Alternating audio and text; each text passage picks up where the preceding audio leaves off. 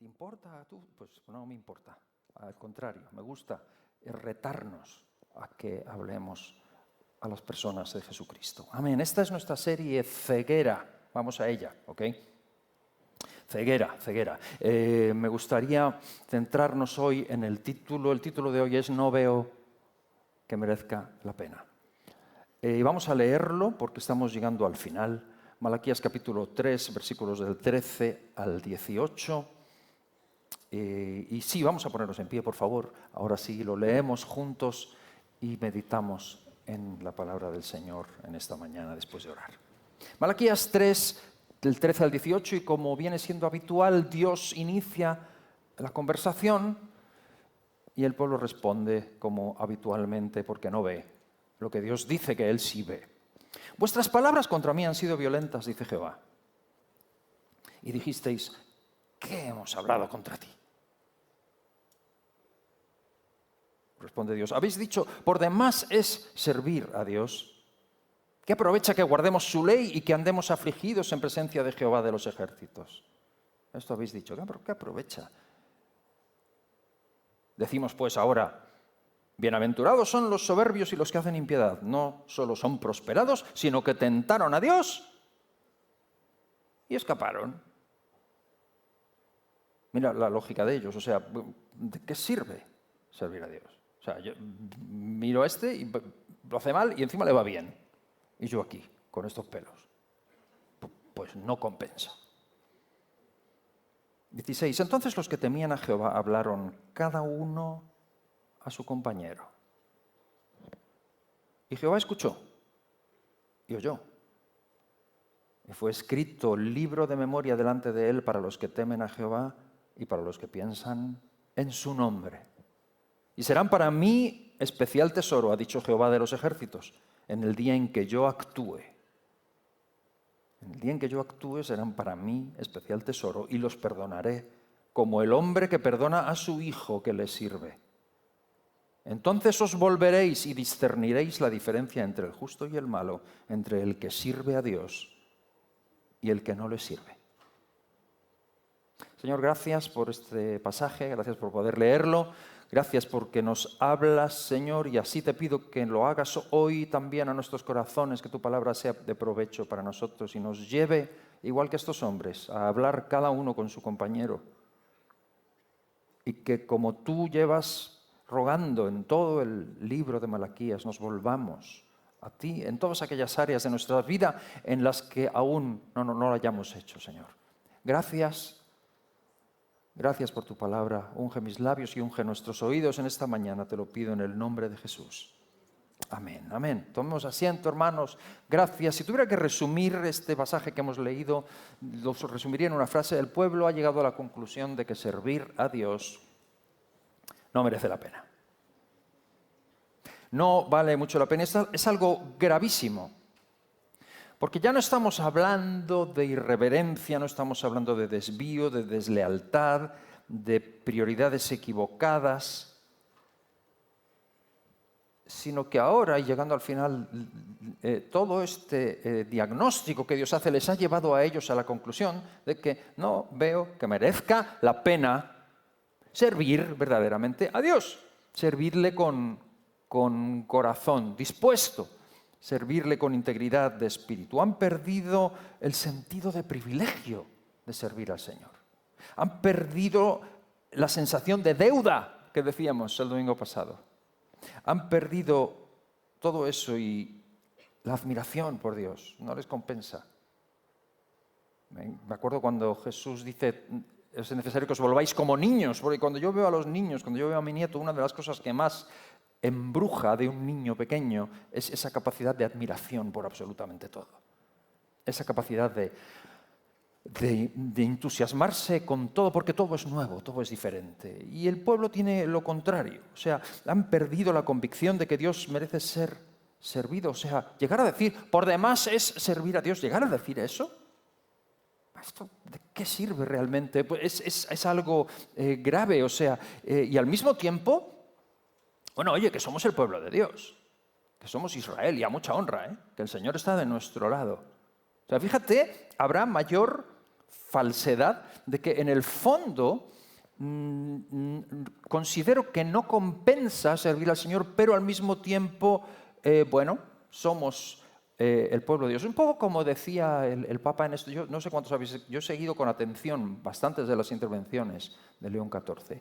Y como vi en un momento en que él decía, en esta intervención con los jóvenes, que les decía frases como: no tengáis temor de formar una familia. No tengáis temor de entregaros a la vocación de un llamamiento sacerdotal. Y los 600.000 aplaudiendo a rabiar. Y yo decía, ¿cuántos de ellos van a formar una familia? ¿Cuántos de ellos se van a entregar a la orden sacerdotal? Es un poco como, sí, yo me identifico con esto, yo soy parte de esto, pero esto va otro. O sea, en realidad, de hecho los católicos tienen una expresión acuñadísima de ellos, ¿no? Que es católico no practicante. Que a nosotros nos hace gracia, pero convendría pensar si no deberíamos acuñarla también nosotros, evangélico no practicante. Porque es muy buena la frase. Expresa con mucha honestidad una realidad, pero nosotros no. Yo sé que en Salem no, aquí no. Esto es para otros. Bueno, pues aquí los de Malaquías, Dios les dice, o sea, sí, sois mi pueblo, disfrutáis de lo que os interesa, del pacto, pero a la hora de la verdad habéis hablado duramente contra mí, que hemos hablado duramente, que no lo veo. Pues habéis dicho que no merece la pena servirme. Habéis llegado a un punto en el que estáis pensando lo mismo. Y Dios no les está pidiendo ni siquiera que sean sacerdotes, porque Él mismo ha designado, pero está pidiendo que sean su pueblo. Está pidiendo un pacto con ellos, que es lo que Él realmente quiere, que vivan consagrados a Él. Y ellos hacen como que sí, pero luego es que no. Perdón por mencionar al Papa, pero es como de rabiosa actualidad. No sé cuántos visteis, por ejemplo, la intervención en el hemiciclo. Yo me quedo loco con el aplauso de 7 minutos. En un lugar en el que todos sabemos que la inmensa, como dicen los políticos, la inmensa mayoría, o sea, el porcentaje más alto de los que estaban presentes, no están de acuerdo con lo que acaba de decir. Pero eso sí, un aplauso como jamás se ha visto en el hemiciclo. Creo que fue la princesa Leonor la segunda, pero de lejos, la mitad de tiempo, o el príncipe, o el rey Felipe VI, no me acuerdo, no recuerdo. 7, ¿y por qué se fue? Porque dijo que ya valía de aplauso y se fue. Tremendo. Y ya, hombre, yo sé que no le pueden dar una réplica en ese momento, pero luego con los periodistas sí que pueden. Y luego tú escuchas con los periodistas y lo que todos dicen, los de un lado le aplauden porque les ha pegado a los del otro lado, y los del otro lado aplauden porque les ha pegado, pero todos estamos incluidos. Eso sí, para ti, porque a mí no me merece la pena. ¡Wow! Dios ve esto en Malaquías, en el pueblo, y los confronta. Y los confronta. Seriamente. Esto es el resumen de todo el libro. Todo el libro de Malaquías, y esta serie que hemos llamado Ceguera, es constantemente Dios diciendo, hey, esto que estás haciendo y que estás normalizando no es así. Y el pueblo, no lo veo. Y el tema es ceguera. Es una ceguera tremenda y es el resumen. Ahora, en este pasaje que hemos leído hay un giro. Y es el final. Es el final del libro.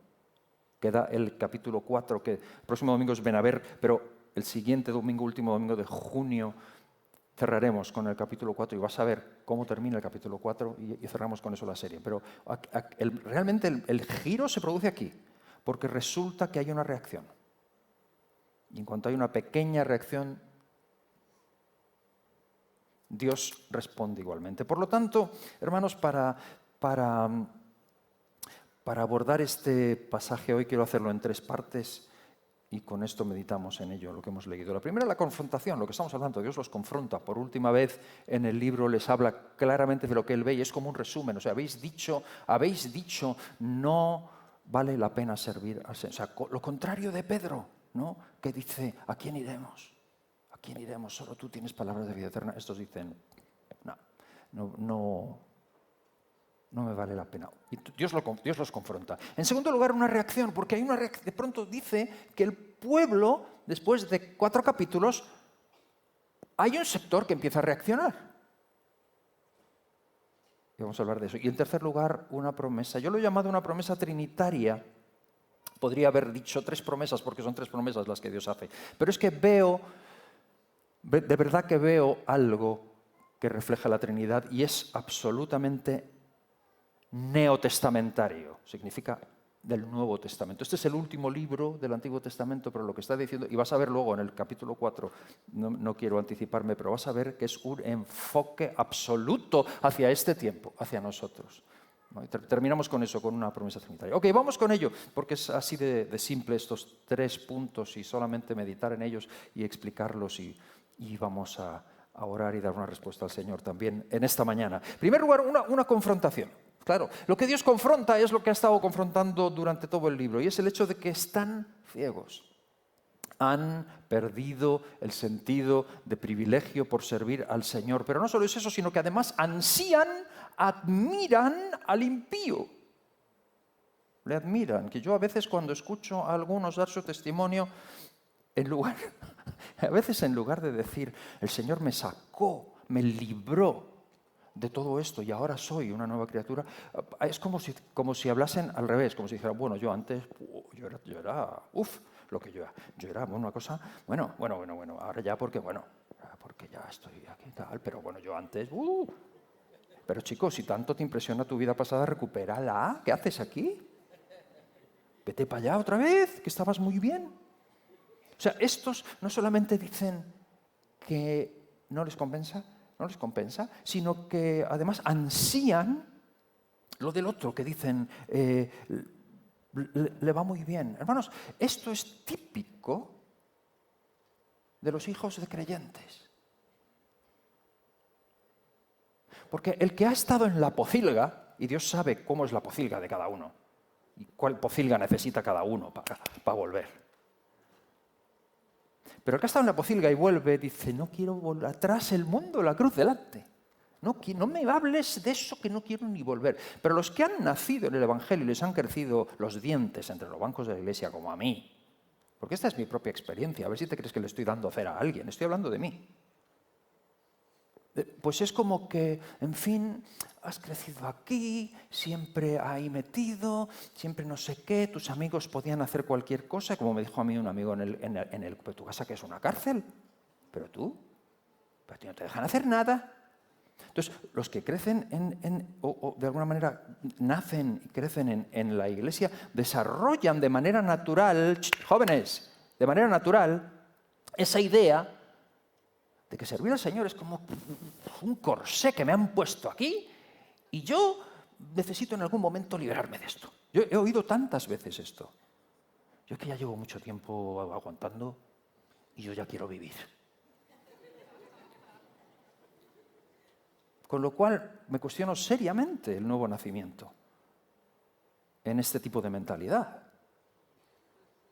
Por eso yo siempre hago énfasis en la importancia del testimonio. Tienes que saber cuál es tu año cero. Tienes que saber lo que eras tú sin Cristo y lo que eres con Cristo, lo que eras antes de Cristo. Hay un punto cero en tu vida, porque si no hay un punto cero en tu vida, cariño, entonces tú lo que tienes es una cultura, algo en lo que has crecido, pero necesitas conocer a Jesús. Y todo lo que hables es aprendido, pero necesitas ese nuevo nacimiento. Y por eso a veces, y esto es lo que les está pasando a ellos tranquilamente. O sea, es un poco la idea de que, bueno, me estoy perdiendo, como dijo Sarab cuando vino aquí en un Benaver, precisamente, dice, no os estáis perdiendo nada, viniendo del otro lado. No os estáis perdiendo nada, pero a veces se instala esa mentalidad un poco tipo Rev Devie, como decía yo el domingo pasado en esta película del violinista en el tejado, que dice, no, discutiendo con Dios, no, si ya sé que somos tu pueblo escogido, ya sé yo, no, si lo entiendo, que somos tu pueblo escogido, pero ya podías de vez en cuando escoger a otros. Como que, oh, qué gracioso. En serio, no hay una conciencia, no me sale a cuenta, no me compensa que me hayas escogido, porque vaya tela lo que tengo encima. Vaya cantidad de renuncia. Y Dios confronta eso. Escúchame, en esta mañana, porque es la última vez en esta serie, Ceguera, y en el libro de Malaquías, en este capítulo 4, que Dios los confronta como una especie de resumen. Si por algún motivo, de alguna forma u otra, consciente o inconscientemente, en tu cabeza y en tu corazón anida la idea de que no compensa servir al Señor, solamente es porque estás ciego. El problema no está en Dios, el problema no está en el Evangelio, el problema no está en la iglesia, el problema no está en el hermano, el problema no está en aquel líder. El problema está en tus ojos. Lo único que necesitas es que Dios abra tus ojos. Como se los abrió a Giezi cuando solamente veía al ejército sirio, pero no veía los carros de fuego que estaban alrededor de él. Y Eliseo ora y dice, ábrele los ojos, y de pronto ve. Necesitas que Dios abra tus ojos. Yo no sé en qué momento o de qué forma o por qué motivo ha anidado en tu cabeza o en tu corazón la idea de que no compensa. Pero sea lo que sea, haya sido quien haya sido, hayan abusado de ti, te hayan exigido diezmos, te hayan hecho lo que sea o te hayan exorcizado sin que estuvieras endemoniado, o te hayan hecho daño por aquí o por allá, o hayas presenciado falsedades, o vengas de no sé dónde, no sé lo que fue, o si te dejó la esposa o la novia o el esposo, o los hijos hablan mal de ti, o tus padres están mal. No sé de dónde fue, pero si tu sensación es que no compensa, cariño, es ceguera. Solo necesitas que Dios abra tus ojos. Y estás orando. Y estás pidiendo a Dios con intensidad y con integridad de corazón, Señor, cambia las circunstancias, cambia a mi madre, cambia a mi padre, cambia a mi jefe, cambia a mi hijo, cambia a mi hija, cambia lo que está a mi alrededor, Señor, échame una mano, haz un poco que esto se me hace cuesta arriba. No necesitas que Dios cambie nada, solo necesitas que abra tus ojos, que te quite la ceguera, la venda, que pides a ver, que hay una fuente que está fluyendo, que son más los que están con nosotros que los que están con ellos. No lo ves, no lo ves, no lo ves, no lo ves. Ceguera trata de eso. Y por eso yo he insistido en varias ocasiones, el Evangelio solamente funciona cuando somos capaces de aplicar la cruz. No a ella, no a él, que necesita cambiar mucho. No, a mí. Cambia el discurso totalmente, cambia todo, cambia tu percepción de la realidad. Es como que te quitan una venda. Y te da igual lo que está haciendo el otro. No te da igual, pero lo abordas de otra forma.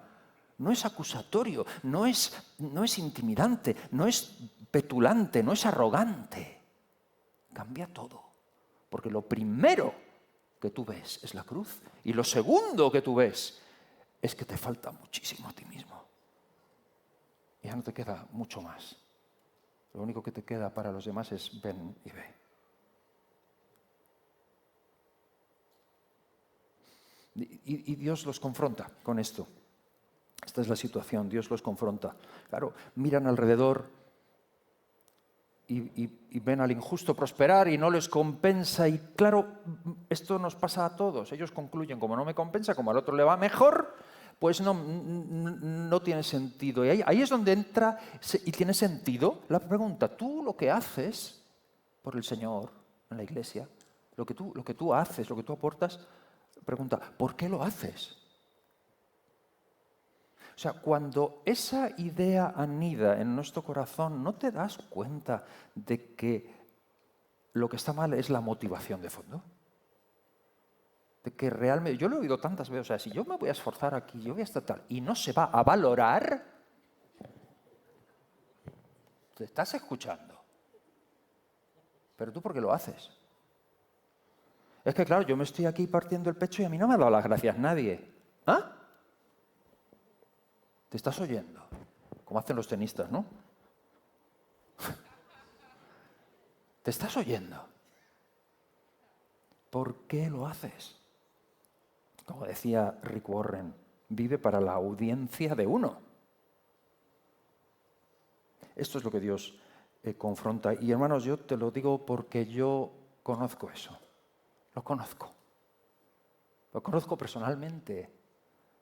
Lo conozco personalmente. Demasiadas veces he sentido que no valía la pena. Demasiadas veces he sentido que no valía la pena. Porque al que no daba tanto como yo pensaba que estaba dando yo, le iba mejor. No compensa. Y lo único que a mí me ha sacado de ahí ha sido cuestionar mi motivación. Es lo único que te saca. Cuando el Evangelio es personal, cuando el Evangelio es para ti. ¿Recuerdas a Jacob y a Esaú? Cuando se reencuentran, el uno respiraba amenazas contra el otro muerto de miedo porque el hermano venía para matarlo. Y cuando se encuentran, sucede el perdón. Y Jacob le trae cosas y regalos. Y el otro dice, no, llévate los camellos, no soy mío, sobran camellos. A todo el mundo les sobra de todo, les da igual al otro. Algo ha pasado en ellos. Cuando es auténtico en ti el cambio, cambian cosas. Cuando nos miramos hacia nosotros mismos, esto es lo que Dios está confrontando. Y quiero que sepas que esa sensación de que no vale la pena no es nueva. Es que lee los salmos. David, Salmo 37 de David, o Salmo 73 de Asaf, Capicúa, recuérdalos, 37-73. Uno de David, otro de Asaf. Ambos hacen referencia a lo mismo. Señor, ¿hasta cuándo? ¿Por qué prospera el injusto? ¿Por qué prospera el impío? Y los dos terminan diciendo, hasta que entré, y hasta que vi el final de ellos, hasta que entré en tu santuario y te vi. Es el Salmo 37 donde dice el Señor, donde dice David, después de decir todo eso, deleítate en el Señor, Él te concederá las peticiones de tu corazón. Porque llega más allá, llega hasta el final. Por lo tanto, no es algo nuevo. Pero Dios lo confronta en Israel porque ya ha llegado a ser, ya no es ni siquiera una discusión con Dios, sino que ya se ha instalado una mentalidad. Vale, no vale la pena. Eso sí, la bandera de Israel. Somos israelitas, a mucha honra. Pero Dios los está confrontando terriblemente. Es frustrante para Dios, imagínate, ver esto en el pueblo, ¿no? Y aún así, como vemos, Dios los confronta, Dios habla con ellos. Y entonces, ante esta confrontación, que es el resumen de todo el libro, ante esto vamos al segundo punto, porque ante la confrontación, que ha durado 4 capítulos, hay una reacción. Ese es el segundo punto, una reacción. Hay una reacción del pueblo, que yo espero que suceda en mi corazón, esa reacción. Cuando Dios confronta, no necesitamos victimizar, no necesitamos cambiarnos de iglesia, necesitamos reaccionar. El pueblo reacciona porque dice literalmente los que temían a Jehová. Y fíjate que los que reaccionan no son los que son perfectos, no son los que saben todo, son los que de alguna manera queda en ellos un resquicio de temor de Dios. Los que temían a Jehová hablaron cada uno con su compañero. Por primera vez en el libro hay un giro. Todo el libro es, habéis hecho no sé qué. ¿Nosotros en qué? No lo vemos. Por primera vez Dios termina y lo dice, los confronta y hay una reacción. Por primera vez empezaron cada uno a hablar con su compañero. Me encanta.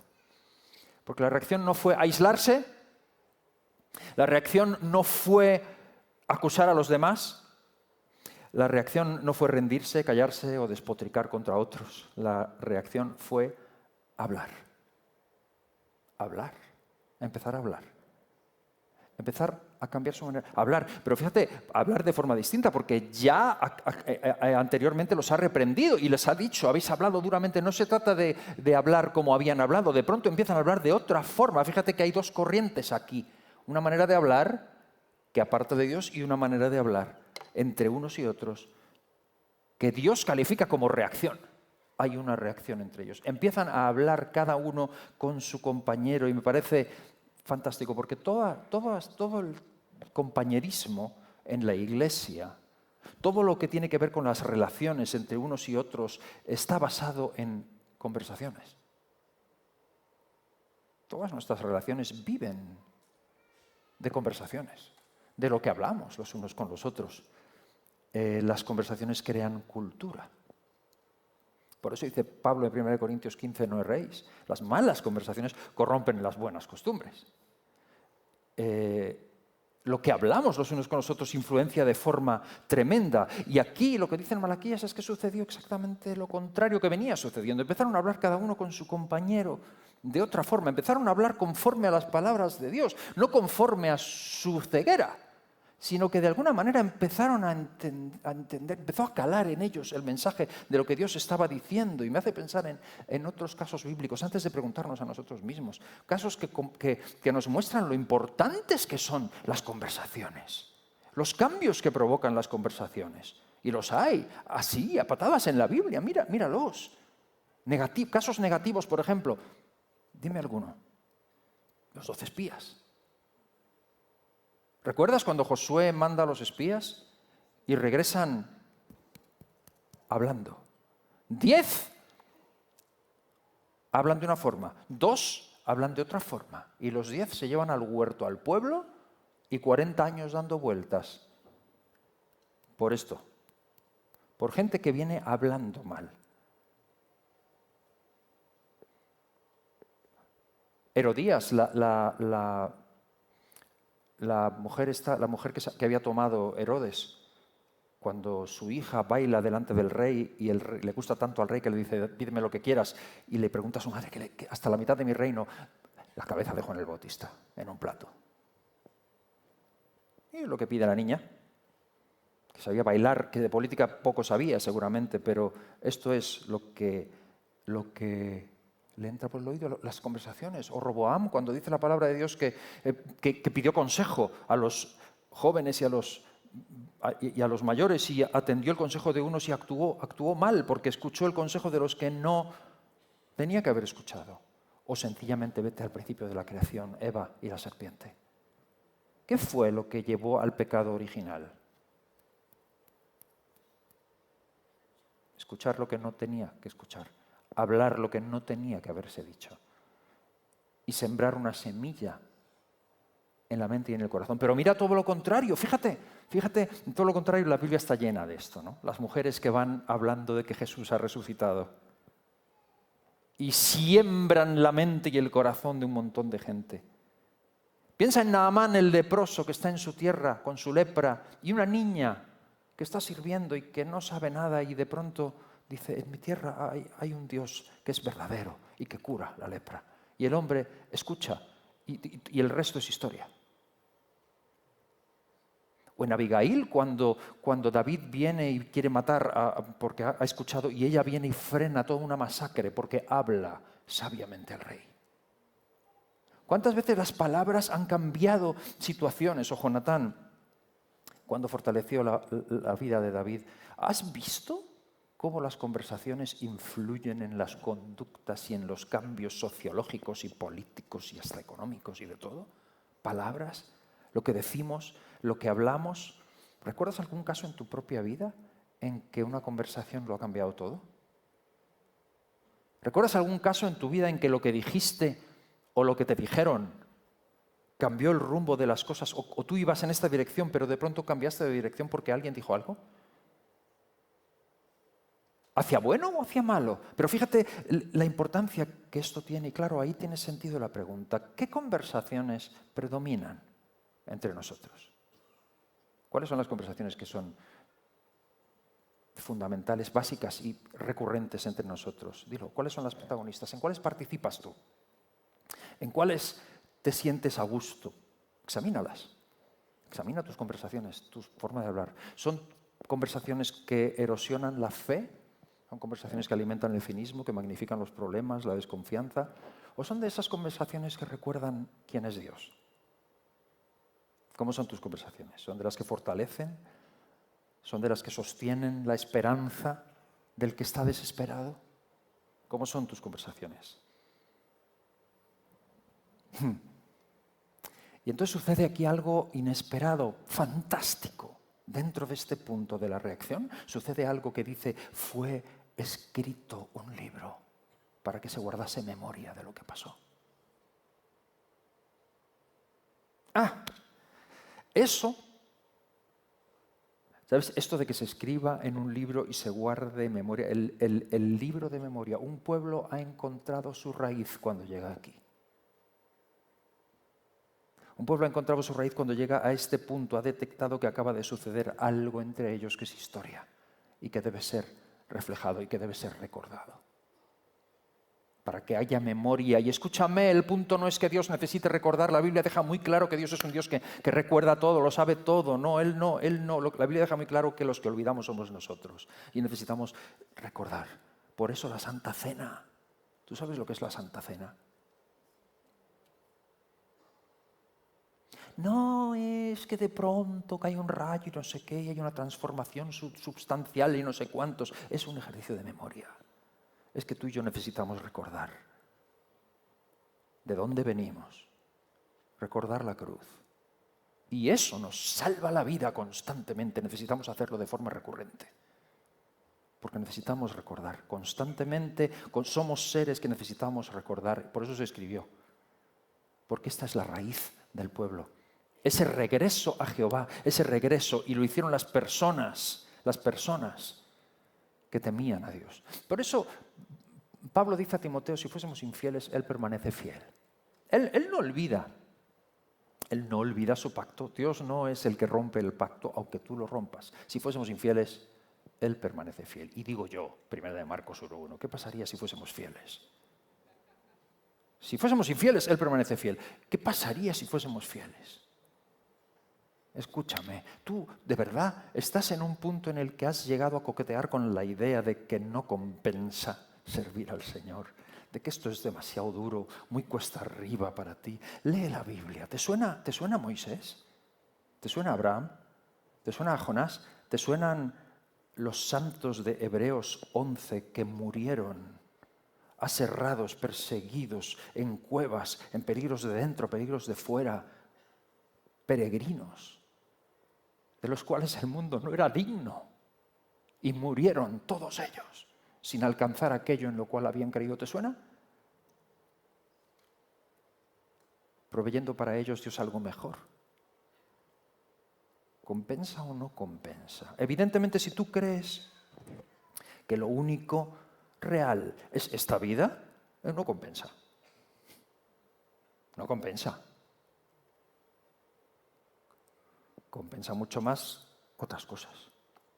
Pero si tú realmente crees que cuando cierras los ojos, aquí, por última vez, es como un parto y vuelves a abrirlos en otro lado, donde se compensa absolutamente todo, y que es mucho más real, auténtico, rico, suculento, suntuoso, mucho más de lo que vivimos aquí. Entonces tienes que saber quién eres y tienes que saber a quién das tu vida y en qué sentido reaccionas. Y la reacción tiene que ver con nuestras palabras. La reacción tiene que ver con que tú y yo empezamos a hablar de otro modo. Y cuando empiezas a hablar, muchas veces no es que lo entiendas todo, es que lo crees todo. Crees lo que Dios ha dicho, crees a Él, crees a su palabra. Lo único que Dios ha necesitado a lo largo de la historia, lo único que Dios ha necesitado, tú lees la Biblia y ves estos grandes cosas que sucedieron. Lo único que Dios necesitó fue un tío, una persona, una mujer que se atreviera a creerle. En esperanza contra esperanza. Y madre mía, qué historias. Muros derribados, bocas de leones cerrados, fuegos impetuosos parados, ejércitos superiores en número derrotados, porque alguien creyó. Son más los que están con nosotros que los que están con ellos. Empieza a hablarlo. Incluso antes de verlo. Y recuerda a Tomás, a quien Jesús dijo, porque me has visto y has metido tu mano en mi herida, has creído. Bienaventurados los que creyeron sin ver. Más bienaventurados. Tú y yo somos más bienaventurados. Y te lo digo porque yo he llegado a pensar, si yo hubiese vivido ese tiempo, entonces sí que yo sería. No, somos más bienaventurados por haber creído sin ver.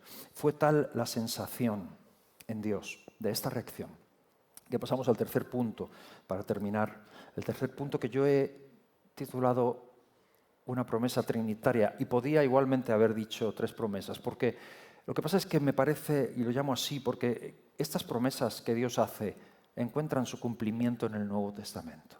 Es decir, entre nosotros, son para nosotros. Y veo a la Trinidad, no digo que Malaquías está teológicamente aquí reflejando, no, digo que yo lo veo, digo que apuntan tremendamente, y en el último capítulo de Malaquías lo vamos a ver. Son 3 promesas. La primera, son 3 promesas. ¿Podemos verlas ahí? 3 promesas. La primera de ellas es, serán mi especial tesoro. La segunda es, los perdonaré. Y la tercera es, discernimiento. Veréis. Vuestros ojos serán abiertos. Discerniréis.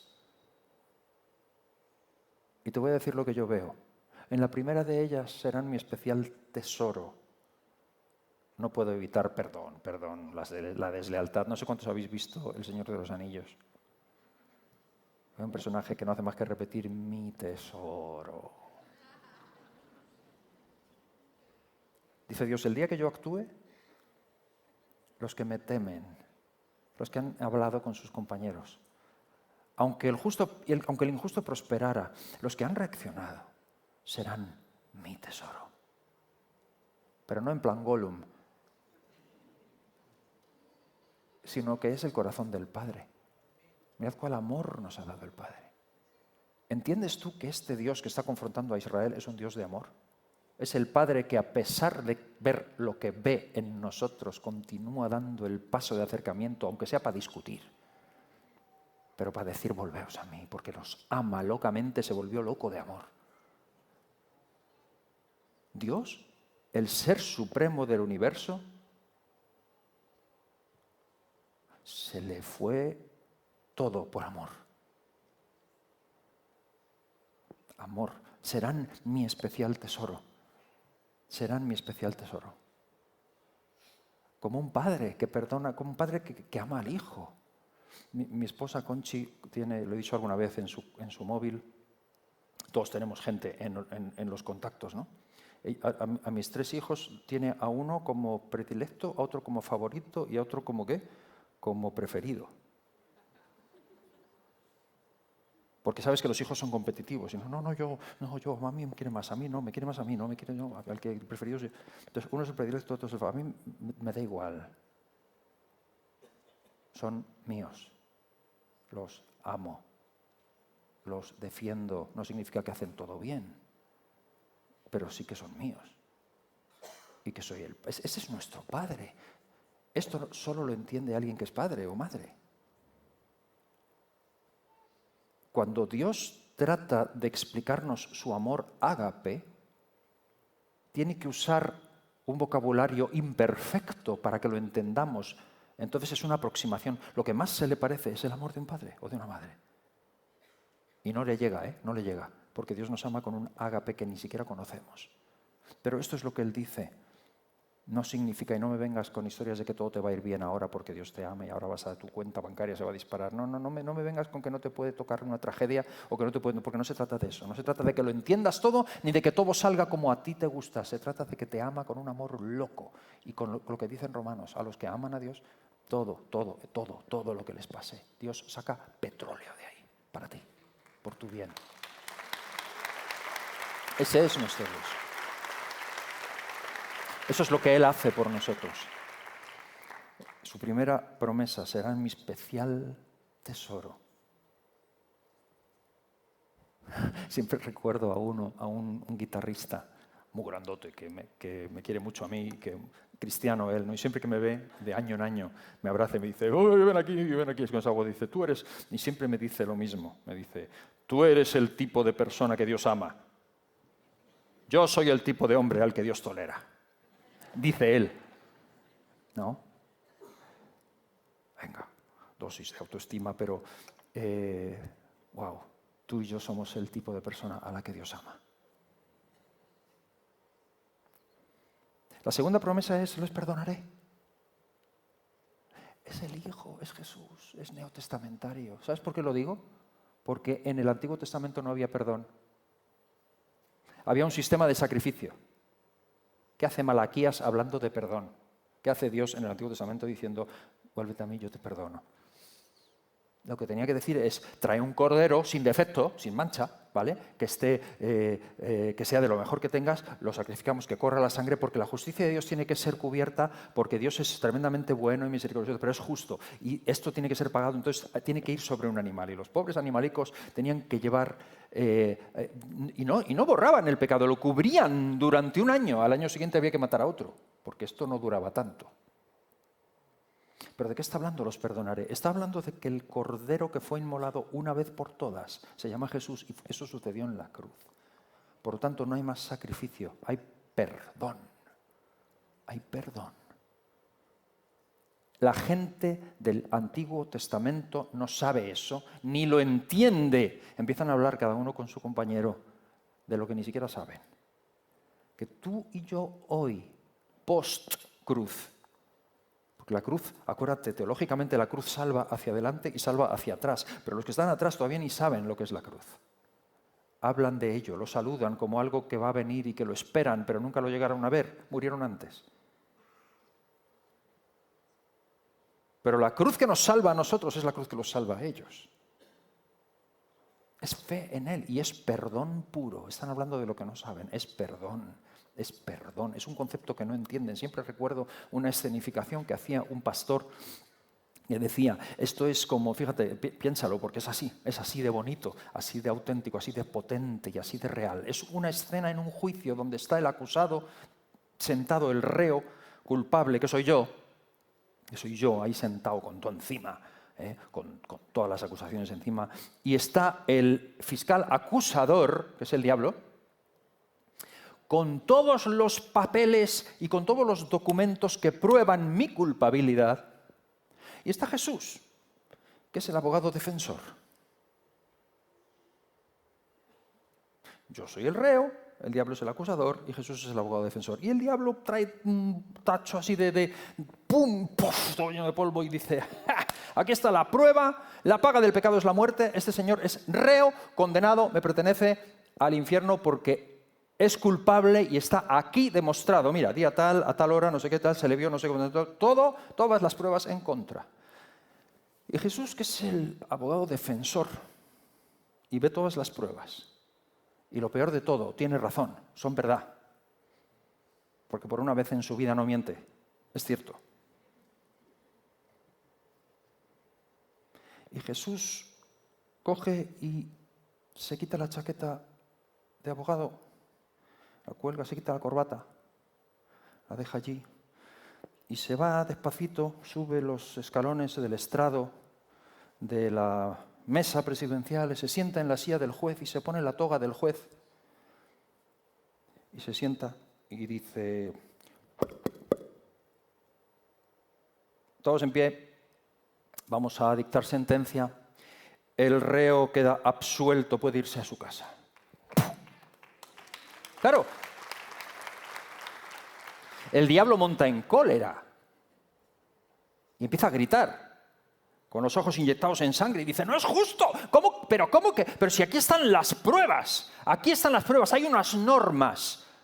La ley es la ley, la norma es la norma, esto no es un juicio justo, no puede ser, y tú no puedes ser abogado, defensor y juez al mismo tiempo. ¿Esto qué es? Esto no es un juicio justo. ¿Tiene razón o no tiene razón?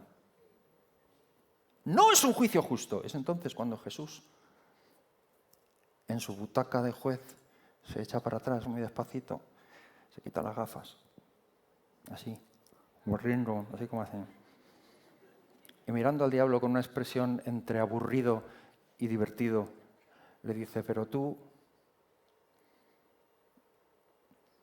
pedazo de escoria espacial, ¿quién te ha dicho a ti, saco de cenizas, quién te ha dicho a ti que esto iba a ser un juicio justo? Es mi hijo. Yo pagué por él, todo eso es cierto. Absuelto. Yo le perdono.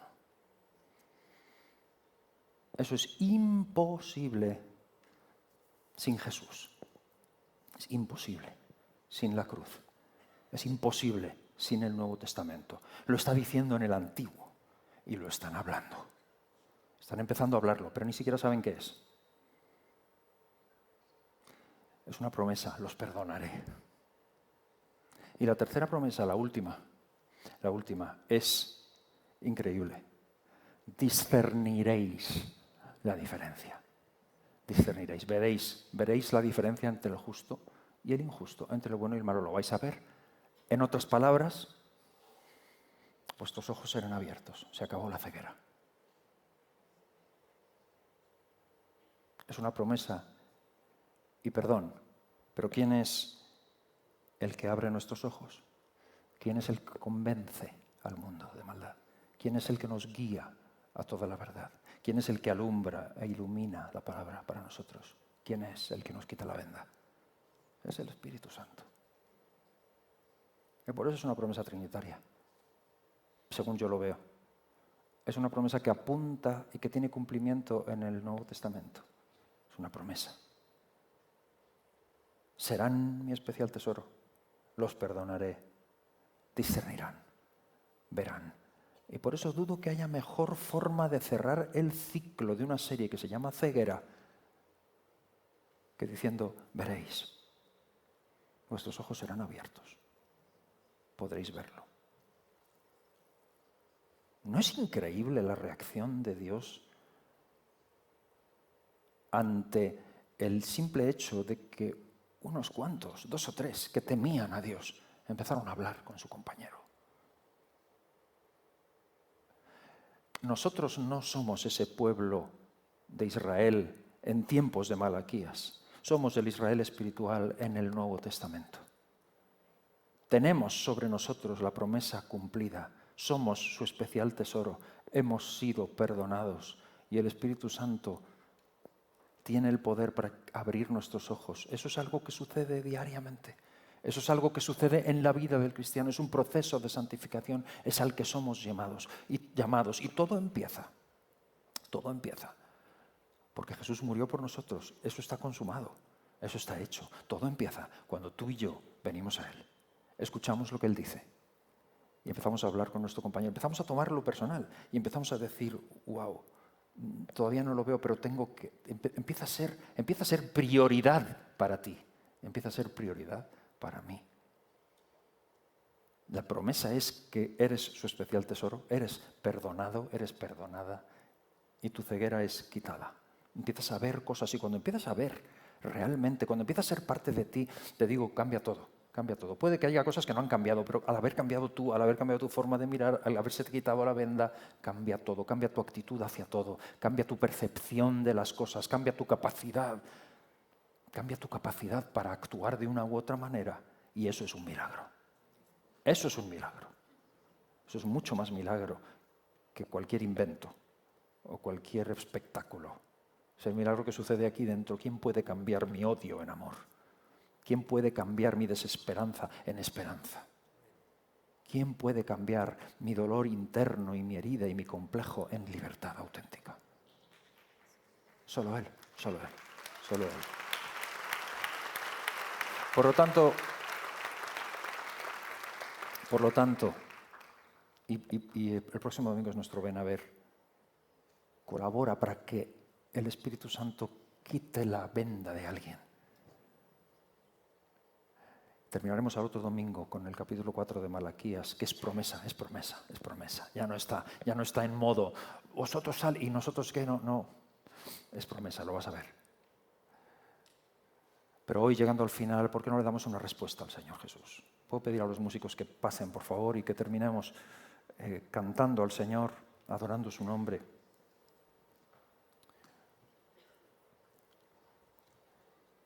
Y vamos a ponernos en pie todos, por favor.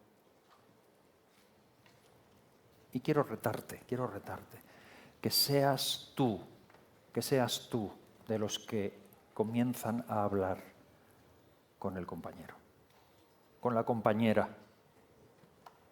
Aprovecha el día, carpe diem, aprovecha el día, aprovecha el tiempo y que tus conversaciones y tus palabras sean palabras que recuerdan quién es Dios. Que tus conversaciones y tus palabras no sean de las que degradan a otros o de las que promocionan la falta de fe o la admiración por el éxito del injusto. Que tus palabras sean de las que producen reflexión en cuanto a cuáles son las sendas antiguas y cuál es el camino que deberíamos tomar. Que tus palabras muevan, que tus WhatsApps y tus mensajes promuevan que la mirada se levante y que miremos a quien tenemos que mirar. Porque cuando eso empieza a suceder entre nosotros es un pequeño fuego. Es un pequeño fuego. No está el poder en nosotros, pero cuando hablamos de una manera o de otra, estamos invitando al Espíritu Santo a que actúe o estamos invitando a otro tipo de espíritu a que actúe. Abre las puertas a aquel que puede cambiarlo todo. Cerremos nuestros ojos y antes de orar quiero preguntar si hay alguien aquí que no conoce a Jesús. Porque si no conoces a Jesús, necesitas conocer a Jesús. Necesitas venir a Él porque no hay perdón, no hay reconciliación, no hay apertura de ojos, no hay cercanía con Dios si no es en Jesús. Necesitas conocer a Jesús. Estés donde estés, hayas venido de donde hayas venido. Y si hoy estás aquí y nunca antes le has conocido, te invito a que le conozcas. Te invito a que vengas a Él. Te invito a que cuando terminemos hoy vengas aquí a este lugar. No porque nadie te vaya a dar una bendición o pronunciar una abracadabra, sino por ayudarte, por orar contigo, por orar por ti. Ayudarte y darte la mano en estos primeros pasos, porque muchas veces no es fácil avanzar en un mundo hostil sin ver la luz. Hay personas que quieren orar por ti y ayudarte. Si estás aquí y no has hecho eso, antes no le has dado tu vida al Señor Jesucristo, te invito a que lo hagas hoy. Hazlo, no te vayas sin darle tu corazón a Jesús. Vamos a orar, vamos a cerrar nuestros ojos. Si alguna persona aquí quiere dar su vida a Jesucristo y no lo ha hecho y quieres que oremos por ti ahora, levanta tu mano ahí donde estás y después ven adelante, ven aquí donde hemos dicho, pero levanta tu mano ahí en el lugar donde estás para incluirte con todo respeto en esta oración antes de terminar y cantar al Señor. Dios bendiga esa mano, puedes bajarla, gracias, Dios te bendiga. Al final acompáñanos aquí, ¿ok? Queremos orar contigo y abrazarte. Si hay alguien más, este es tu día, vamos a orar por ti. Si hay alguna persona más, levanta tu mano también, o simplemente si no te atreves a hacerlo, pero ven después, no te vayas, ven. Necesitas a Jesús. Necesitas a Jesús. Señor, gracias por tu amor. Gracias por esta persona que muestra levantando su mano su deseo, Señor. Dale el coraje para venir y para realmente comprometerse contigo, Señor. Y aquellos que no han levantado su mano quizá, pero aún luchan en su corazón, haz que vengan, Señor.